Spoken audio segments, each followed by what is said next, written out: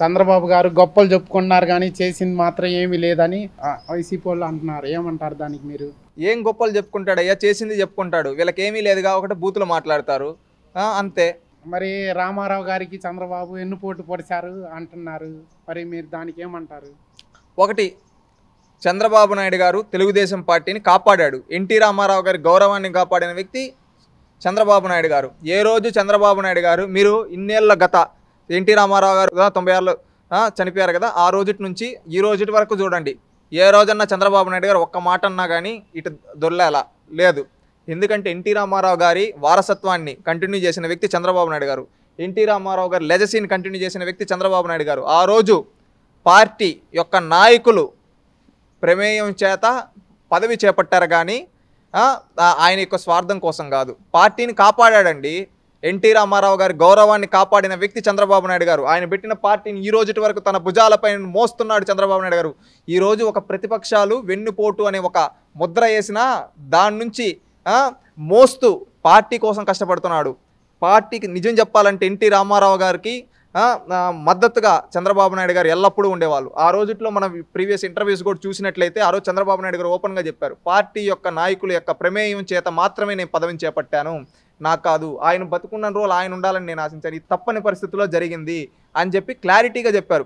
1984లో నాదెండ్ల భాస్కర్ రావు రూపంలో పార్టీలో ఒక సంక్షోభం వచ్చింది. ఎమ్మెల్యేలందరినీ తీసేసి దించేసినప్పుడు ఆ రోజు ఎన్టీ రామారావు గారిని పదవిచ్యుతుడయ్యాడు. ఆ రోజు ఎన్టీ రామారావు గారిని పదవి నుంచి దించేశారు. ఆ రోజు చంద్రబాబు నాయుడు గారి దగ్గరుండి ఆ రోజు రాష్ట్రపతి ముందు పరేడ్ కావచ్చు, ఆ తర్వాత మళ్ళీ ఎమ్మెల్యేలు తీసుకొని రావడం కావచ్చు, గవర్నర్ని బర్తరఫ్ చేయడం కావచ్చు, ఆ తర్వాత మళ్ళీ ఎన్టీ రామారావు గారిని పదవిలో కూర్చోబెట్టడంలో చంద్రబాబు నాయుడు గారిది కీలక పాత్ర. ఆ రోజు చంద్రబాబు నాయుడు అనే వ్యక్తి లేకపోయి ఉంటే ఏం జరుగుంటుందో మనం ఎవరు ఊహించలేం. ఆ రోజు చంద్రబాబు నాయుడు గారు ఎన్టీ రామారావుకు అండగా నిలబడి, ఆ రోజు చంద్రబాబు నాయుడు గారు ఏదో ఎమ్మెల్యేనో మంత్రి ఏదో కాదండి, ఒక సాధారణ కార్యకర్తలాగా పార్టీని కాపాడడం కోసం తెలుగుదేశం పార్టీని ఆ రోజు ఎన్టీ రామారావు గారికి అండగా నిలబడ్డారు. ఆ తర్వాత ఎన్నికలు 1984లో ఆ తర్వాత జరిగిన తర్వాత ఎన్టీ రామారావు గారికి పదవి రావడం, అప్పుడు ఎన్టీ రామారావు గారి గవర్నమెంట్ని డిజాల్వ్ చేయడం జరిగింది. 1985లో ఎలక్షన్లు జరిగాయి. ఆ రోజు చంద్రబాబు నాయుడు గారు నేను పార్టీని కాపాడేశాను, నాకు మంత్రి పదవో ఎమ్మెల్యే టికెట్లో నేను చెప్పిన వాళ్ళకి ఇవ్వమని అడగలా, నాకు ఎమ్మెల్యే టికెట్ కూడా వద్దు, నేను కార్యకర్తలాగే పార్టీ కోసం కష్టపడతాను అని చెప్పి 1988లో తెలుగుదేశం పార్టీ గెలిచింది. ఆ రోజు చంద్రబాబు నాయుడు గారు ఏ పదవి తీసుకోకుండా కార్యకర్తను పార్టీ ఒక ఆర్గనైజింగ్గా బిల్డ్ చేశాడు. ఈరోజు తెలుగుదేశం పార్టీ ఎంతమంది రాజకీయ సంక్షోభాలను ఎదుర్కొని నిలబడిందంటే దాంట్లో కీలక పాత్ర చంద్రబాబు నాయుడు గారు. ఆ రోజు ఆయన వేసిన బేస్మెంట్ 1985 నుంచి 89 వరకు పార్టీని ఒక ఆర్గనైజింగ్గా గ్రామ స్థాయి నుంచి రాష్ట్ర స్థాయి వరకు కార్యకర్తలను బిల్డ్ చేసి ఒక బలమైన ఒక వ్యవస్థగా తయారు చేశాడు చంద్రబాబు నాయుడు గారు తెలుగుదేశం పార్టీని.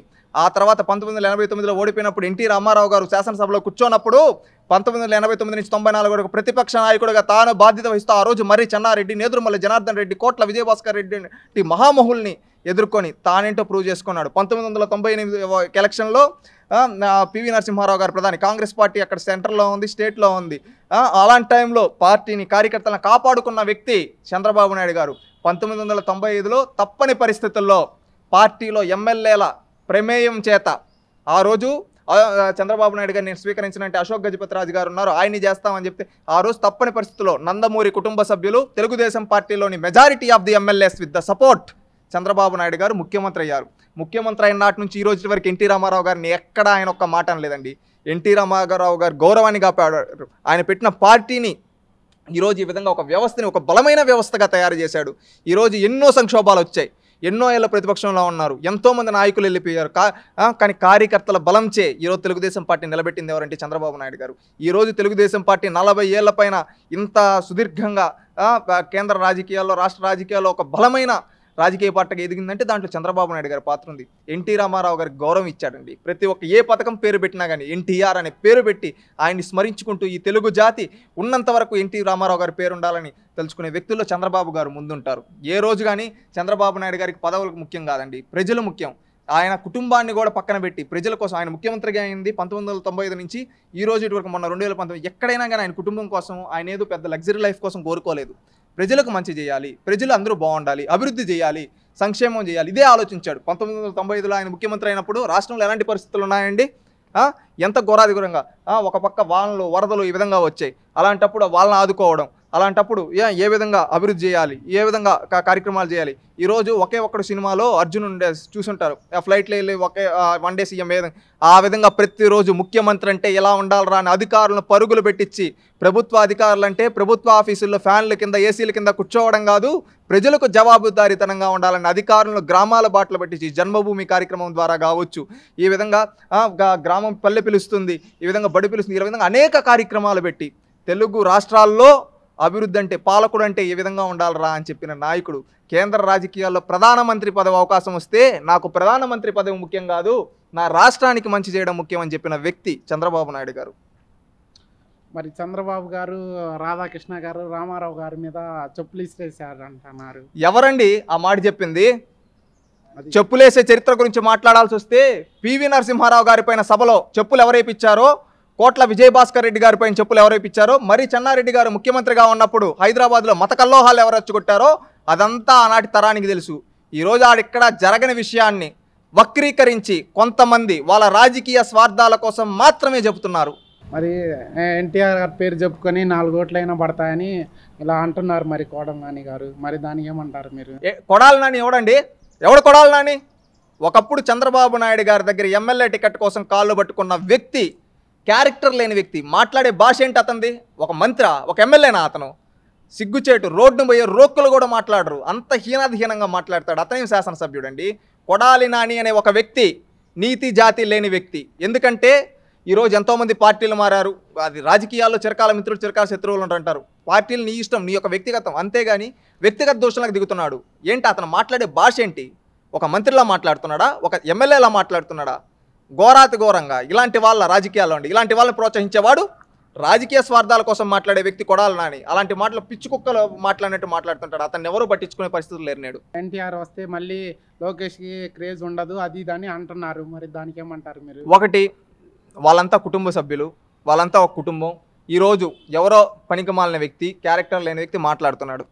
పార్టీ కష్టకాలంలో ఉండేటప్పుడు ఎవడు నిలబడతాడో అతనే నాయకుడు. లోకేష్ గారి గురించి నేను కొన్ని విషయాలు చెప్పదలుచుకున్నాను అండి. లోకేష్ అనే వ్యక్తి కార్యకర్తల కోసం పాటుపడ్డ వ్యక్తి.